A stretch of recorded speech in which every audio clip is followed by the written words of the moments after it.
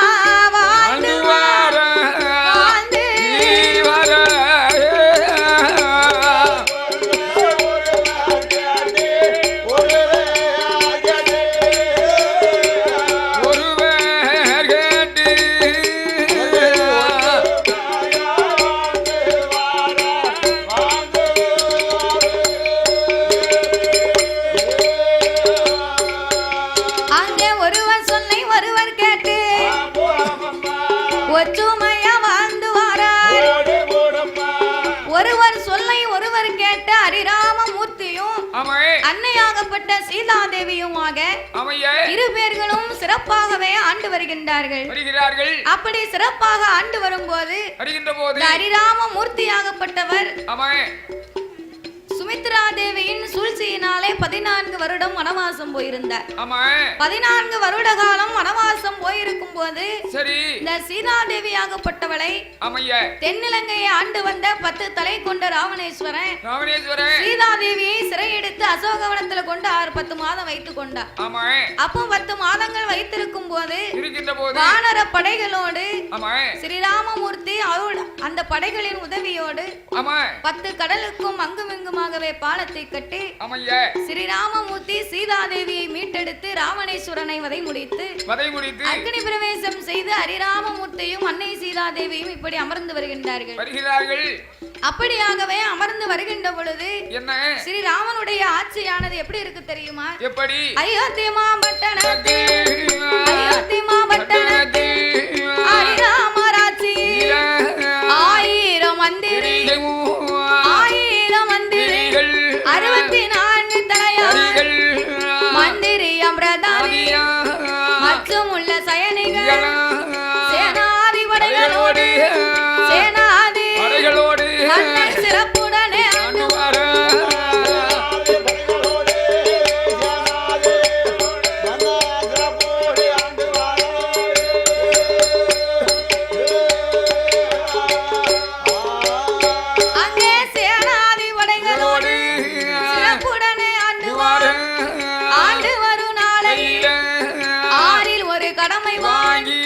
அசையாத மணியும் கட்டி நீதிமுறை தவறாமல் நிச்சயமாய் ஆண்டு மக்கள் நீதி தவறாமல் மனு நீதி தவறாமல் மன்னவனும்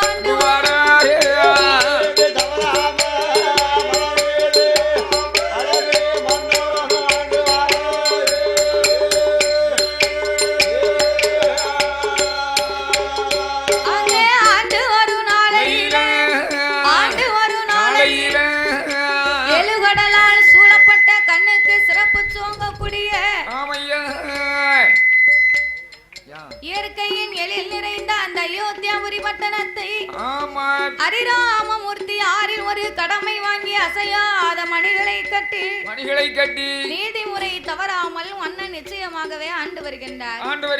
மக்களுக்கு மனு நீதி தவறாமல் மன்னவன் அப்படி அரசு பரிகாரங்களை செய்து வரும்போது அந்த காலத்துல ஹரிராமமூர்த்தியின் ஆட்சியில மாதம் மும்மாறி மழை பொழிந்து வருடம் முப்போக நெல் விளைந்ததா.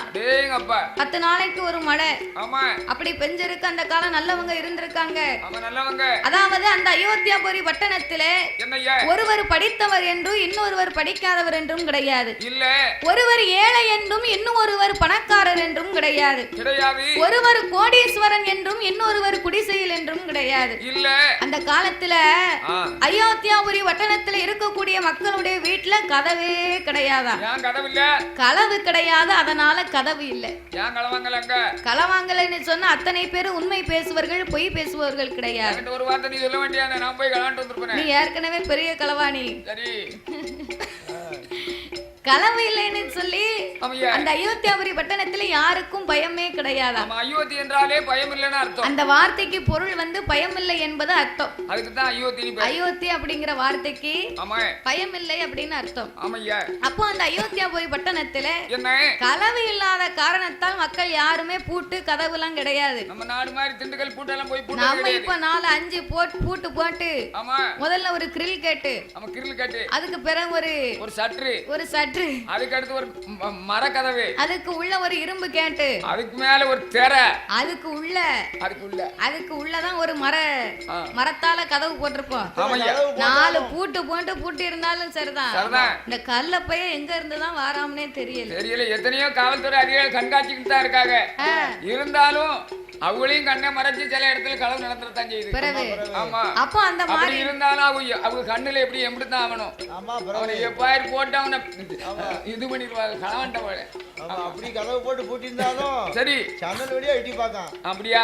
இல்ல என்ன சாப்பாடு சாப்பிடுதான், சரி என்ன செஞ்சுக்கிட்டு இருக்கான். அப்போ வீட்டுல அப்படித்தான் நடக்கும் தாத்தா. அப்படிதான் நடக்கு. ஊர்கிட்டவன் அயோத்தி பட்டணத்துல கதவே கிடையாது. இல்ல அவ்வளவு நல்ல மக்களா வாழ்ந்து வந்திருக்காங்க. அப்போ மக்கள் எல்லாம் அப்படி சிறப்பாகவே ஆண்டு வரும்போது சரி ஸ்ரீராம மூர்த்தியாகப்பட்டவர் அன்னை சீதாதேவியோடு சிறப்பாக ஆண்டு வரும்போது வருகின்ற போது ஒரு நாள் தினத்திலே அரண்மனையில இருக்கக்கூடிய ஹரிராமமூர்த்தி பார்த்தார். ஹரிராமமூர்த்தி பார்த்து அதாவது நம்மளுடைய அப்பாவாகிய காலத்திலே தசரனுடைய ஆட்சியானது 60,000 வருட காலம் ஆண்டிருக்காரு. எத்தனை வருஷம்? 60,000 வருஷத்துக்கு ஆண்டிருக்காரு. சரி. அதே மாதிரி நாமல் அந்த 60,000 மறுபடியும் சொல்லு பாப்போம். அது இன்னுமே சொல்ல முடியாது. 60,000 இல்ல 60,000. அவ்வளவு தூரம் தாத்தாவுக்கு நாக்கு பரவாயில்ல. அப்படியா? வயசாகுது இல்ல? சரிதானே. அப்போ இந்த ஸ்ரீராம மூர்த்தியாகப்பட்டவர் சீதாதேவியோடு அது கூட ஒரு குறை சொல்லி இருப்பியா? என்ன சொல்லி தெரியுமா? உனக்கு வயசாகி போச்சுல துட்டை குறைச்சு கொடுத்தா வாங்கிடுறான்னு கப்பியா? அது மறந்துட்டு சரி நீ செய்த சேட்டைக்கு கேட்டா தான் முடியும். ஆமா அப்படி சொல்லலையேன்னு மறந்துட்டீங்களோன்னு பார்த்தேன். அப்படியா? அப்படியாக அப்பாவாகிய தசரனுடைய காலத்துல நீதி நேர்மை கடமை கண்ணியம் கட்டுப்பாடோடு 60,000 வருட காலமாக ஆண்டு வந்தார். அதுக்கப்புறமாக நாமல் வனகாசம் சென்றோம். வனகாசம் சென்று 10 தல ராவணேஸ்வரனை வென்று வரவரைக்கும் நம்மளுடைய தம்பியாகிய பரதாழ்வனுடைய ஆட்சி நடந்தது. பரதாழ்வனுடைய ஆட்சி சரி. அவன் வந்து அண்ணன் இல்லையன்னு சொல்லி சரி அதாவது சிம்மாசனத்துல இருந்து ஆட்சி செய்யலையா? எப்படி செஞ்சாரு?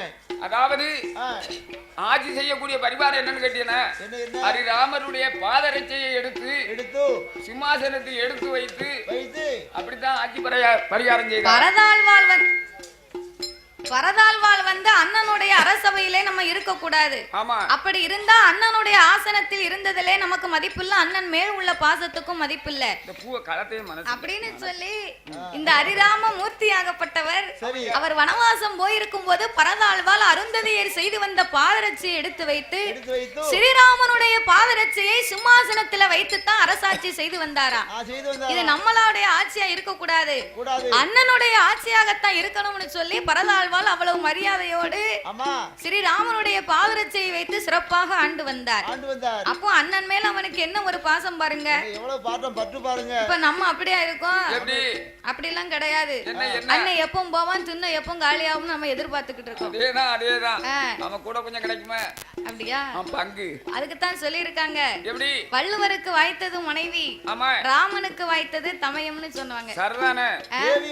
வாய்த்தது திருவள்ளுவருக்கு, தெய்வ திருவள்ளுவருக்கு. ஆமையா சமயம் வைத்தது ஸ்ரீராமனுக்கு எம்பெருமாள் ராமசுவாமிக்கு. அப்ப இத போல இந்த ஸ்ரீராமமூர்த்தி பார்த்தார். சரிதான். நாம வனவாசம் போயிருக்கும் போது நம்ம தம்பி பரதன் தானே இந்த நாட்டை ஆண்டு வந்தார். அப்ப இந்த பரதனுடைய ஆட்சி நம்ம தம்பி சின்ன பையன். ஆமா. அவன் எப்படி அரசாட்சி செய்து வந்தானே, இல்ல மக்களுக்கு ஏதாவது குறைவுகள் இருக்கிறதா? இருக்கின்றதா? அவன் நல்லபடியாகவே ஆட்சியை செய்து வந்திருந்தாலும் நாமளுடைய ஆட்சியிலே நாட்டு மக்களுக்கு என்னென்ன குறை இருக்கிறது? மக்கள் எல்லாரும் ஒற்றுமையா இருக்கிறாங்களா? சந்தோஷமா இருக்கிறாங்களா? துன்பம் இருக்கிறதா? இன்பம் இருக்கிறதா? நட்டம் இருக்கிறதா? லாபம் இருக்கிறதா? உலக மக்களுக்கெல்லாம் எதுவும் இல்லாமல் இருக்கிறதா அப்படின்னு ஸ்ரீராமமூர்த்தி தெரிந்து கொள்ளணும்னு ஆசைப்பட்டா. நாட்டு மன்னம்னு சொன்னா நாட்டு மக்களுக்கு இருக்கக்கூடிய குறைய முதல்ல தெரிஞ்சுக்கிடணும். ஆமா, தெரிஞ்சுக்கணும். அந்த குறைய நம்ம தெரிஞ்சுக்கிட்டா தான் குறைகளை எல்லாம் நிறைவாக மாற்ற முடியும். அப்ப இந்த ஸ்ரீராமமூர்த்தி ஆகப்பட்டவர்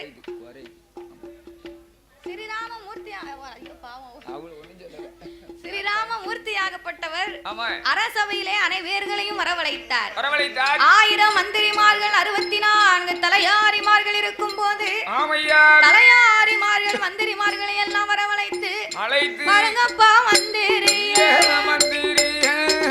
பாருங்கப்பா மந்திரிய தலையாரிமார்கள் எல்லாம் என்னுடைய வார்த்தை கேளும். எப்பா இதனால இதுவரைக்கும் என்ன மயன் ஆண்டு வந்தார். இனி என்னுடைய ஆட்சியில ஏற்றம் இறக்கம் இல்லாமல் குறைவு ஏதும் வந்திடாமல் நாம சிறப்பாக பார்க்க வேணும். எப்பா தலையாரிமார்களே மந்திரிமார்களே, இதனால் இதுவரைக்கும் என் தமையன் பரதாழ்வாள் ஆண்டு வந்தான். இன்னைக்கு என்னுடைய ஆட்சி நடக்கிறது. அப்படி இருக்கும் போது நாமளுடைய ஆட்சியிலே மக்களுக்கு ஏறக்குறைய வரக்கூடாது. யாருக்கும் துன்பம் இருக்கக்கூடாது, குறைவு இருக்கக்கூடாது, கஷ்டம் இருக்கக்கூடாது, கவலை இருக்கக்கூடாது. யாவரும் இன்புற்றவர்களாக எம்மதமும் சம்மதமாக சமநிலையோடு மக்கள் எல்லாம் வாழ்ந்து வர வேண்டும் அப்பா. ஆகையினால் நீங்கள் அனைவர்களுமாக ஒவ்வொரு நாளும் நம்ம அவனிக்கடை 56 தேசத்திலேயும் ஒவ்வொரு நாளும் ஒவ்வொரு தெருக்களுக்கும் சென்று நீங்கள் நகர் சோதனை பார்க்கணும். அப்படி நீங்க நகர் சோதனை பார்க்கும் போது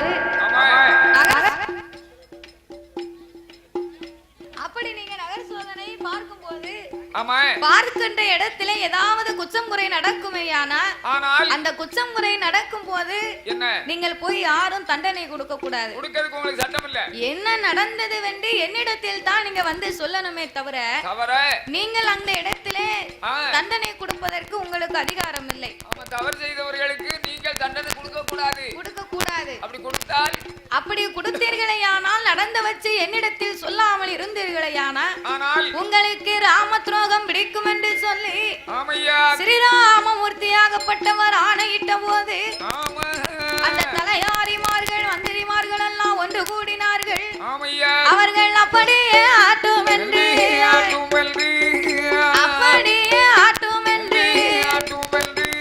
அந்த ஹரிராமன் ஸ்ரீராமன் அவருடைய சொல்லை கேட்டு நானும் ஒரு தெருவதில நகர் சோதனை பார்ப்பாரா நகர் சோதனை பார்ப்பாரா.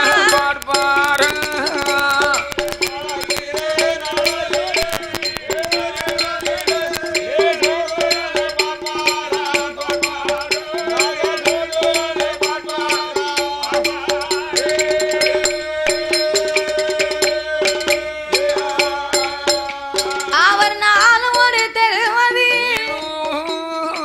நகர் சோதனை பார்க்கும் போது அப்படி பார்க்கின்ற நாளும் ஒரு தெருவிலே இவர்கள் நகர் சோதனை பார்க்க வேண்டும் என்று ஹரிராமன் இட்ட ஆணைக்கு இணங்க தலையாரிமார்கள் மந்திரிமார்கள் எல்லாம் அவர் சொல்லை கேட்டு ஒவ்வொரு நாளும் ஒவ்வொரு தெருக்களுக்கும் சென்று நகர் சோதனை பார்ப்பது வழக்கம். அப்போ உள்ளதை உள்ளபடி ஸ்ரீராமனிடத்திலே ஒப்படைப்பது வழக்கம். இப்படியாகவே இருக்குகின்ற போது அந்த அயோத்தியாபுரி வட்டணத்தில் என்ன நடக்க தெரியுமா? என்ன நடக்கிறது சாமி? அயோத்தி மாவட்டத்தில்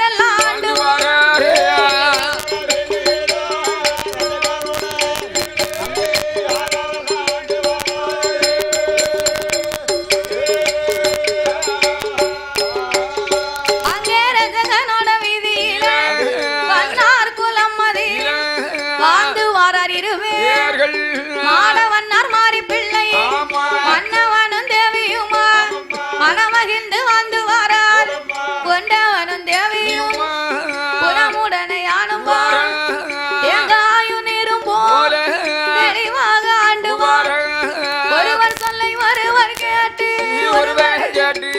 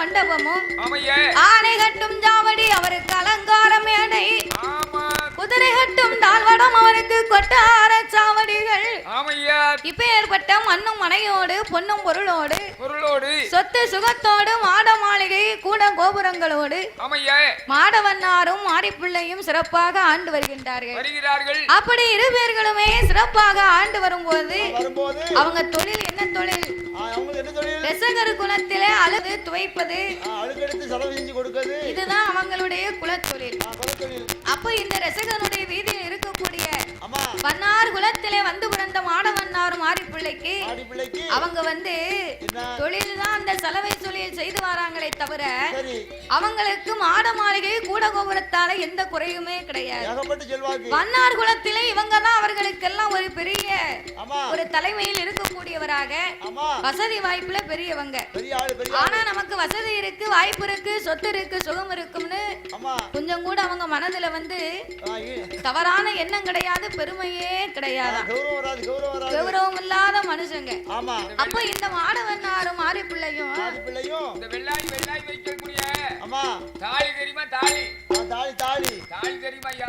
தாலி எல்லா பெண்களும் கழுத்துல போட்டிருக்காங்க தாலி வெள்ளாயின் மேல வைக்கக்கூடிய பானை தாலி பானை ஆமா அந்த காலத்துல தாலின்னு தான் சொல்லுவாங்க பெரிய பானைகளை ஆமா அது கூட தங்கத்துல அப்ப இந்த மாடவன்னாருக்கும் மாரிப்பிள்ளைக்கும் அழுக்கடுக்க 1000 பேர் துவைப்பதற்கு 1000 பேர் வெள்ளை கொடுக்க 1000 பேர் சலவை செய்ய 1000 பேர் பஞ்ச கல்யாணிக்கு பஞ்சமே இல்ல பஞ்ச கல்யாணின்னா அதாமியா கழுத பிறகு கழுதன்னா கழுதைன்னு சொன்னா இந்த அழுக்கு முட்டையெல்லாம் வைத்து சுமந்து போகணும் பாரு அதுக்குதான் இந்த பஞ்ச கல்யாணி இந்த மாதிரி மோட்டார் பைக் ஸ்கூட்டர் இதெல்லாம் கிடையாது கிடையாது அப்ப வந்து கழுதையில தான் ஏத்திட்டு போறாங்க துணிய போறா சபரிமலையில ஐயப்பன் கோயில் கட்டக்கூடிய நேரத்துல இந்த பஞ்ச கல்யாணி தான் போக முடியுமா அப்படியா அதுல பொய்யாக கட்டி மணல்களையும் சிமிடையும் கொண்டு சேர்த்து அதுக்கப்புறமா தான் ஐயப்பன் கோயில் கட்டினாங்க பஞ்ச கல்யாணி இல்லன்னு சொன்னா அந்த கோயிலே கட்டியிருக்க முடியாது சிறிய பாதை ஏன்னா பஞ்ச கல்யாணிக்கு அவ்வளவு சிறப்பு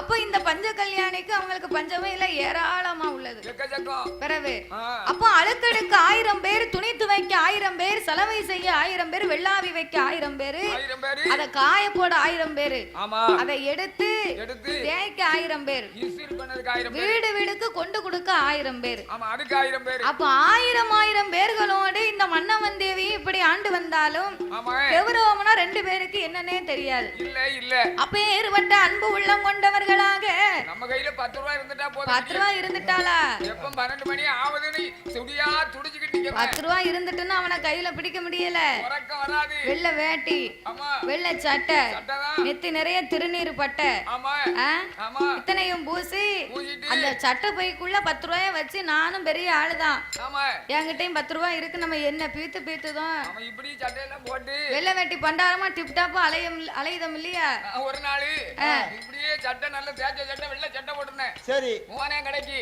12 மணி ஆச்சு சரி பட்டை அடிச்சிருக்கேன் போனேன் சரி போனோட ஒரு குடுப்பியா என்னது ஒரு பாட்டு போடும் பைரம்பட்ல பைரம்பட்டு நீர் பைரம்பட்ல அதாவது ஏதாவது 135 ரூபாய்க்கு ஒரு பாட்டை கொடுங்கன்னு வாங்கினேன் சரி வாங்கிட்டு ஏன் அடிச்ச பாருங்க தலையை சுத்திச்சு சரி நல்ல வாராங்கல் தலையை சுத்தினா முது தெரியுமா தலையை சுத்தின உடனே வாராங்கல் நல்ல வாராங்கல் கூப்பர் அடிச்சு விழுந்தவன் சாக்கடைக்குள்ள போய் விழுந்து கிடந்திருக்க அட கடவுளே சட்டையும் போச்சு தாத்தா சிரிக்கத பாரு சிரிப்பானி அழுத என் சட்டையும் போச்சு உண்மை நடந்தே தான் செல்லும் போச்சு அப்படியா நமக்கு யாருக்குனே பாட்டு முடிய திறந்தாலே போதும் வந்துரும் பாட்டுல திறந்தா சில பேருக்கு 2 குவார்டர் அடிச்சாலும் போதையே ஏறாது பாத்துக்கோ சில பேருக்கு பாட்டுல திறந்து மோந்து பாட்டுட்டா பாத்துட்டா போதும் கபீர்னு போதை கிட்ஸ்னு ஏறும் தெரவே ஆமா சரி அத மாதிரி ஒரு பாட்டுல அடிச்சிட்டு சாக்கடையில குப்பர போய் விழுந்திருக்காரு வெள்ளை சட்டை போட்டு என்ன பிரயோஜனம் சரிதானே பூரா ஜவதியா போச்சு ஒண்ணுமே இல்ல அப்ப நம்ம கிட்ட 10 ரூபாய் இருந்தா நம்மள கையில பிடிக்க முடியல ஆனா அவ்வளவு சொத்து சுகம் இருந்த மாடவன்னாருக்கும் மாரிப்பிள்ளைக்கும் கௌரவம்னா என்ன தெரியும் தெரியாது, இருக்கவும் கூடாது. ஆமா. அப்ப இந்த மாடவன்னார் மாரிப்பிள்ளை இப்படி சிறப்பாக ஆண்டு வரும்போது அந்த மாடவன்னாரும் மாரிப்பிள்ளையும் இருக்கக்கூடிய ஊருக்கு பேரு ரோமாபுரி பட்டணம். ஈசானிய மூலையிலே வடகிழக்கு திசையில இருக்கக்கூடியது இந்த ரோமாபுரி பட்டணம். அங்கதான் இந்த ரசிகனுடைய குலம் எல்லாம் வாழ்ந்து வருகின்றார்கள். அதுக்கு ராமாபுரி பட்டணம் தான் பேரு. அந்த ராமனுடைய பேரை தலையில அடிச்சு சொன்னத மாதிரி இருக்குமே அப்படின்னு தான் காலப்போக்கில அந்த ரோமாபுரி பட்டணம்னு சொல்ல ஆரம்பிச்சாங்க. அப்ப அந்த ரோமாபுரி பட்டணத்தில இருவேர்களும் ஆண்டு வரும்போது இறைவனுக்கு எல்லா செல்வத்தையும் கொடுத்து அழகான ஒரு ஏந்தும் குழந்தையை கொடுத்தார்.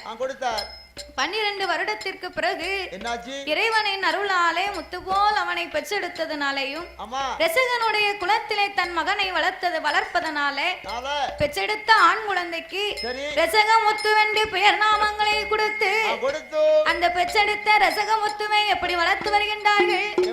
அவர் பெற்றெடுத்த குழந்தையைத்தான் பெற்றெடுத்த குழந்தையைத்தான்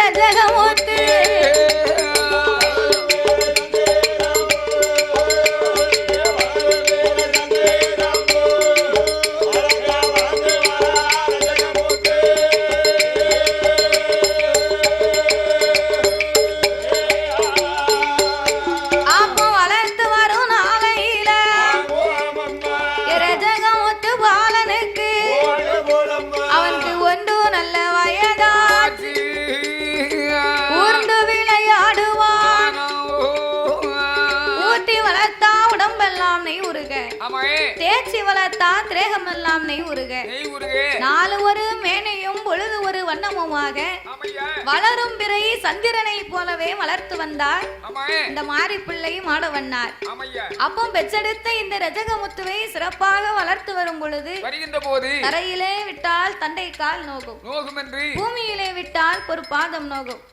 ஏன்னா ஒத்தைக்கு ஒரு மகன் தாய்க்கு தலைமகன் தவமிருந்து பெற்றெடுத்த கண்மணி அல்லவா, செல்ல மகனை இதுக்கு பிறகு நம்ம ஒரு பிள்ளைன்னு பெத்தெடுக்க போறோமா? இவனே 12 வருஷத்துக்கு பின்னால பிறந்தவன். அப்ப இந்த ரஜகமுத்து பாலகனை ஒன்று நல்ல வயதாச்சு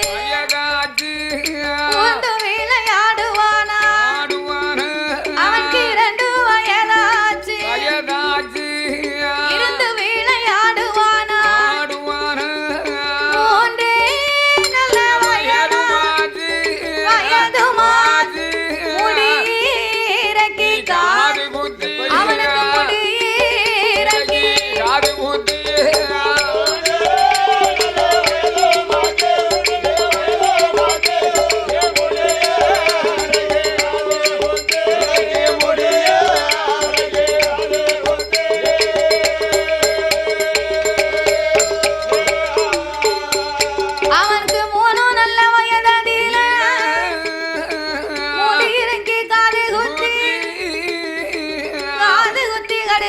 போட்டு கைக்கு தங்க காப்பும் போட்டு நாளும் நல்ல வயதது அவன் நடந்து விளையாடுவான் அங்கே நடந்து வரும் கால்களுக்கு நாகரத்தினத்தால் கொலுசுகள் தத்தி வரும் கால்களுக்கு தங்கத்தால கொலுசுகள் 5 வயதாச்சு 5 நல்ல வயதாச்சு அவன் அறிவு பாடம் படித்து வாரான்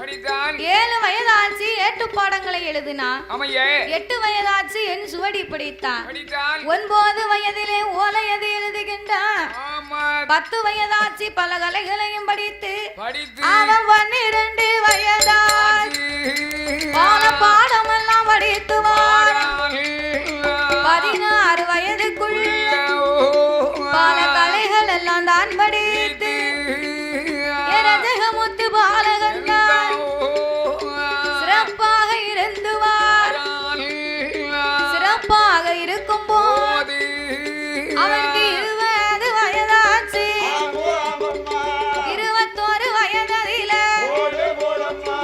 7 வட்டம் பிராயமானார் ரஜகமுத்து கிருகிருகிருன்னு கீரை தண்டா வளர்ந்துட்டான் கீரை தண்டுனா கீரையை பாருங்க அறுக்க அறுக்க நல்லா வளரும் 3 நாள் கழிச்சு பாத்தீங்கன்னா மறுபடியும் அறுத்து ஒரு குழம்பு வச்சிடலாம் அத மாதிரி கீரை தண்டா அவன் கிருகிருன்னு வளர்ந்து வாரா இந்த ரசகமுத்து அப்ப 21 வயதாச்சு இளவட்ட பிராயமானான் இளவட்ட பிராயம்னு வைகி கையில பிடிக்கவே முடியாது வட்டம்னா இளவட்டம் தானே அரும்பு மீசை குறும்பு பார்வை இந்த ரசகமுத்துக்கு திருட்டு மொழியவும் வாயை உருட்டி முழிக்காம பாத்துக்கோ எங்க நமக்கு ஒரு புள்ள கிடைக்கும் அப்படின்னு சுத்திக்கிட்டு வருவான் இந்த வயசு அப்படி வயசு அப்ப இந்த ரசகமுத்தாகப்பட்டவன் 21 வயதிலேயே இளவட்ட பிராயமா இருக்கும் போது அப்படி இளவட்ட பிராயமா இருக்கக்கூடிய ரசகமுத்துவை பார்த்தா மாறி பிள்ளை ஏன் நம்ம மகன் ரஜகமுத்துக்கு அப்ப தண்ணி ஊத்தப்போ சடங்க கழிச்சிட வேண்டியதானே அப்படியா அந்த காலத்திலயாவது இந்த ரசகமுத்து 21 வயசுலதான் இளவட்டம்னு சொன்னாங்க இப்ப 10-16 வயசை தாண்ட முடியல நானும் பெரிய சிங்கம் தான் நம்மனெல்லாம் பாரு காத்துல கடுக்கம் தான் நேத்து கழுத்துல மைனர் சங்கிலி தான் கையில ஒரு கை செயின் தான் ஒரு பேண்ட் வேற போட்டிருக்கான் கடுக்கம் போடுவாங்க 2 காத்துலயும் 2 வெள்ளி திரிக்கம் போடுவாங்க இப்ப என்னமோ தெரியல லேட்டஸ்ட் மாடல் இப்ப லேட்டஸ்ட் மாடலா ஒத்த காத்துல தான் போடுவாங்க ஐயா 2 காத்துலயும் போட்டா இதோட சூப்பரா இருக்கும் தம்பியோ அப்ப நேத்து பார்க்க முடியல அவனை அவன் என்னமோ பெரிய ஆளா நம்ம வந்துட்டோம் அப்படின்னு நம்ம மனசுல நினைச்சுக்கிட்டு சேட்டையும் பேச்சும் பெரிய ஆள் தானே பெரிய ஆளு சரிதானே பெரிய ஆள் ஆகத்தானே செய்யணும் இப்ப உள்ள பிள்ளையில 6ஆம் வகுப்பு படிக்க பிள்ளை பைக்கு எடுக்கியா காலம் கலிகாலமாயி போச்சு காலம் மாறி போச்சு அப்படி ஆகி போச்சு காலம் மாறி போச்சு கம்ப்யூட்டரும் பெருத்து போச்சு அப்படித்தானே இருக்கும் காலம் மாறி போச்சுன்னு சொல்லுதாங்க ஆனா கத்திரிக்காய் தலைகள் தான் தொங்குது இயற்கை மாறல மனிதர்கள் நாம தான் மாறிக்கிட்டு இருக்கோம் வேற ஒண்ணுமே இல்ல கத்திரிக்காய் தலைகள் தொங்குதாம்ல அவரை கட்டி தொங்க விடணும் முதல்ல கத்திரிக்காய் தலைகள் தான் தொங்குது வெண்டைக்காய் செடியில மேல பார்த்து வரைச்சிட்டு தான் நிக்கி இயற்கை மாறல மனுஷன் மாறிக்கிட்டு இருக்கான் இயற்கை என்னைக்குமே நிரந்தரமா தான் இருக்கு இப்போ இயற்கையவே நம்ம மாத்தணும்னு நம்ம எல்லாம் வந்து வளர்ந்துகிட்டே இருக்கும் இயற்கையை கூட மாத்திரும் போல வார காலத்தை பார்த்தா. ஆமா. அப்போ இந்த மாதிரி இந்த ரசகமுத்தாகப்பட்டவன் 21 வயதுல இடவெட்டு பிராயமா இருக்கும்போது மாரி பிள்ளை ஒரு நாளை பார்க்க தன் மகனை கூப்பிட்டார். எப்பா ஏ மாரி பிள்ளை, என்ன அம்மாளோ, ஏ ரசகமுத்து, என்னம்மா இங்க வா. நான் வந்துட்டேன். என்னம்மா ஏன் என்ன கூப்பிட்ட? எதுக்கு கூப்பிட்ட? எப்பா ஏ ரசகமுத்து, என்னம்மா உனக்கு வாழக்கூடிய பிராயம் வந்தாச்சு, அதுக்கு என்ன? எங்களுக்கு வயோதியான காலம் வந்தாச்சு. போட்டும். உனக்கு வளர்வர வளர்வர, எங்களுக்கு தேய்வர. சரி தேஞ்சிக்கிட்டே போட்டும், தேய்வர தேஞ்சிக்கிட்டே போகட்டுமா? ஆமா. இந்த 21 வயசுக்குள்ள என்னய்யா உனக்கும் இன்னொரு பெண்ணுக்கும் சரி எனக்குன்னு ஒரு மருமகளை கொண்டு வந்துட்டோம்னு சொன்னா அம்மையா கல்யாணம் முடிச்சு உன்னை கண்குளிர பாக்கணும்டா. அம்மையா கை வேலையை மாத்திக்கிட மாட்டாளா? என் கை வேலையை மாத்தி கொடுத்துருவா. ஆமா. நீயா இருந்த உங்க அப்பாவுக்கு கை வேலையை மாத்தி கொடுத்துருவ. மாத்தி கொடுத்துருவ. அதனால ஒரு மருமகன்னு வந்துட்டான்னா எனக்கு மகளுக்கு மகளா இருப்பாளப்பா. ஆமா. அதுக்கு உனக்கு கல்யாணம் முடிச்சா தானே எனக்கு ஒரு கை வேலையை மாத்தி கொடுக்கும். ஆமா. இப்பவும் ஒரு வீட்டுகள்லயும் மாமியாமார்களுடைய கை வேலையை மாத்திக்கிட்டே இருக்காங்க. எப்படி? மாமியாமார்கள் வீட்டுல சும்மா இருக்க விட மாட்டாங்க. ஆமா. ஏத்த நீங்க பேசாம கட்டில்ல இருங்க. நான் எல்லா வேலையும் பார்த்து உங்களுக்கு காப்பியை போட்டு வரேன். ஆமா ஆமா பாக்கா நல்லா பாப்பா. சோற பொங்கிட்டு வரேன். இப்போ அப்படியா நடக்கு? அந்த காலத்துல விடியா காலம் 4 மணி 5 மணிக்கு காக்கா கூப்பிடுவதற்கு முன்னால மருமக எந்திரிச்சிருக்கா. மருமக எந்திரிச்சு சோளத்தை ஊற போட்டு பல்ல தேய்ச்சி வீட்டை தூத்து கோலம் போட்டு அதுக்கு பிறகுதான் மாமியால எழுப்புவாளாம். எத்த எந்திங்க காக்கா கூப்பிடுது. சேவல் கூப்பிட்டாச்சு. இந்த மாத்து உலக்க போடணும் சோளத்துக்கு இடிக்க. நீங்க எந்திரிச்சு வாங்க அப்படின்னு மருமக தான் எந்திரிச்சிருக்கு. அந்த காலம் முன்ன கூட்டி இந்த காலம் அப்படியா? ரெண்டு பேரும் மாத்தி மாத்தி மாத்தி போடுவாங்க. இப்ப மாமியார் தான் விடிய கிழமை எந்திரிச்சு மருமகளை எழுப்ப வேண்டிய இருக்கு. ஏட்டி காக்கா கூப்பிடுது, கட்டையில உணர்ல இன்னும் கண்ணு முழிக்கல, எந்தி அப்படிம்பா. ஏ கிளட்டு முடிவா இருக்க முடியல உனக்கு. திண்ணையில உட்கார்ந்துகிட்டு முன்ன இருக்கா. எத்தனை பேருக்கு வருது? உனக்கு வர மாட்டுக்க. என்னது? எல்லாரும் போயிட்டாவ அப்படின்னு மனசுக்குள்ள நினைச்சு நீ போக மாட்டேங்க. நேர்ல சொல்லிருவாப்பா. எல்லாரும் போறவ நீ போவலையே அப்படிம்பா. சரி எங்கன்னு கேட்டா கோயில்ல வில்லு வச்சாச்சு, நீங்க வில்லு பார்க்க போவலையோ அப்படிம்பா. அப்படின்னு மாத்தி சொல்லி எல்லாருக்கும் வந்துட்டு உனக்கு மட்டும் வரலையே அப்படிம்பா. ஐயோ அப்பமாவா என்னதும்பா, என்ன பென்ஷன் வந்துடுது உங்களுக்கு இன்னும் வரல சரி அப்படின்னு மாத்தி போடுவா. இப்போ உள்ள மருமக இப்படி எல்லாம் இருக்க அப்புறம் என்ன செய்ய? அது மட்டும் இல்ல மாம மாமியா இருந்தா வாக்கப்பட்டு அந்த வீட்டுக்கு போக மாட்டேன் அப்படிங்க. முதலாவது அங்க பெரிய நாறு 4 நாரை சமாளிக்கணும். அப்ப அதுக்கு தானே பயப்படுதா? மருமகளையும் தப்பு சொல்ல ஒண்ணும் இல்ல. நான் 4 நாறு பண்ணத கூத்தம் அப்படித்தான் இருக்கு. சமாளிக்க முடியாது. என்ன அந்த நாறு? பண நாரா இல்ல தென்னை நாரா? அதான் விவரமா சொல்லு. மாம நாறு, அப்படி மாமியாரு, கொழுந்த நாறு, நாத்தனாரு. இந்த 4 நாரையும் சமாளிக்க முன்னக்கூட்டி அவ தும்பா தேஞ்சிருவா. அதுக்கு தான் பயந்து போய் இவெல்லாம் இருக்க கூடாதுன்னு சொல்லித்தான் இப்ப வாக்குப்பட்டு போறாங்க. ஆனா அந்த காலத்துல அப்படி இல்ல. மாமியாளுக்கு என்னென்ன கை வேலை இருக்கோ அத்தனையும் மருமக வந்து மாத்தி கொடுப்பாளாம். மாமியால் அந்த வேலையை விட மாட்டா, அவளோட சேர்ந்து பிறக்கி தாயும் பிள்ளையுமா வேலை பார்த்திருக்காங்க அந்த காலம். அதனால என் மகனே ஏன் ரசகமுத்து நான் சொல்லுவதை கேளப்பா. கூடிய சீக்கிரத்துல உனக்கு ஒரு கல்யாணத்தை முடித்து இங்க கண்குளிர பார்க்கணும். முடிச்சோம்னா இங்க கடமை தீர்ந்து போவோம். நீ குடும்பம் பிள்ளை குட்டினா ஆகி நீ உன் காலத்தை வாழ்க்கைய பாப்ப. நாங்க சிவனேன்னு நீ கொடுக்க கஞ்ச ஒரு கஞ்ச குடிச்சிட்டு நாங்க ஒரு வாரமா இருந்துக்கிடுவோம் அப்படின்னு சொல்லி இந்த மாதிரி பிள்ளையானவள் ரசகமுத்துவை அழைத்து என் மகனே ரசகமுத்து, என் மகனே ரசகமுத்து, 21 வயதாச்சு, இளவட்ட பிராயமான கல்யாணம் முடிக்கணுமே, கண்குளிர பார்க்கணுமே, எம்மா திருமணம் முடிக்கணுமே, திருக்கூட்டி பார்க்கணுமே, மாலை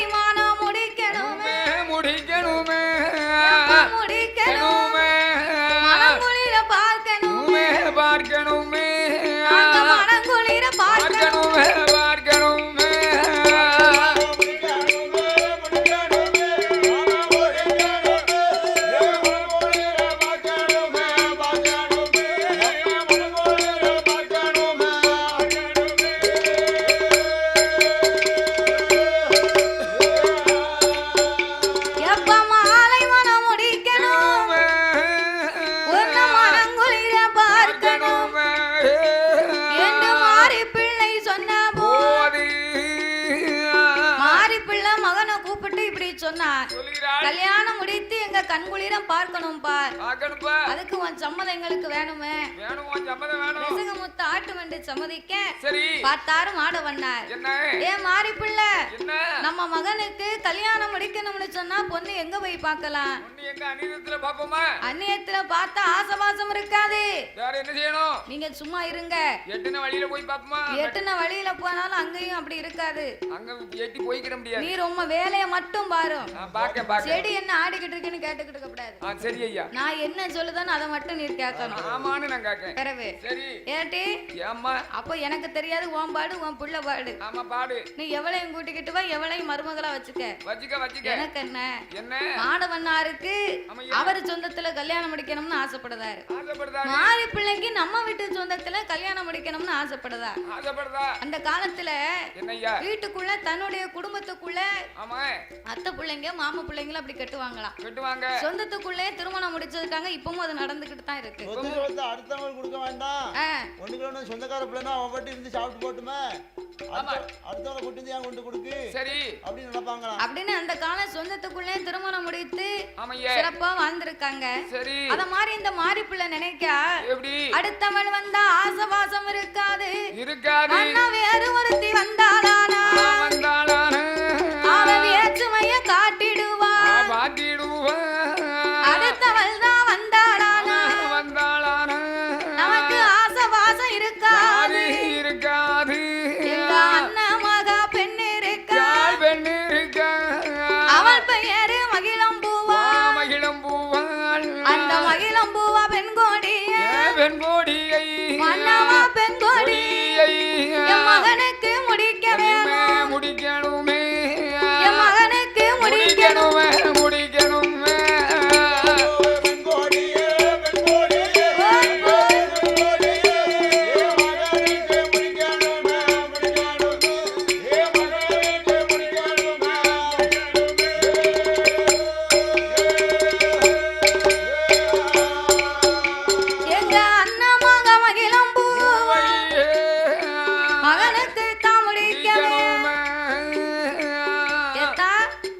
எங்க அண்ணன் மகா இருக்க, அவ பேரு மகிழம்பூவா. எங்க அண்ணன் மகா மகிழம்பூ என் மகனுக்குன்னு பிறந்தவா. என் மகன் ரசிகமுத்துக்கு மகிழம்பூ அவதான் பிறக்கணும்னு இருக்கு. அவளைதான் கல்யாணம் முடிக்கணும். என் மகன் மகிழம்பூவுக்காக பிறந்தவன். ஆகையினாலே இருவேருக்கும் திருமணங்களை முடித்து திருப்பூட்டி பார்க்க வேண்டும் என்று அவர்கள் வண்ணார்குல வழக்கப்படி பெண் கேட்டு பரிசும் போட்டார்கள். வண்ணார்குல வழக்கப்படி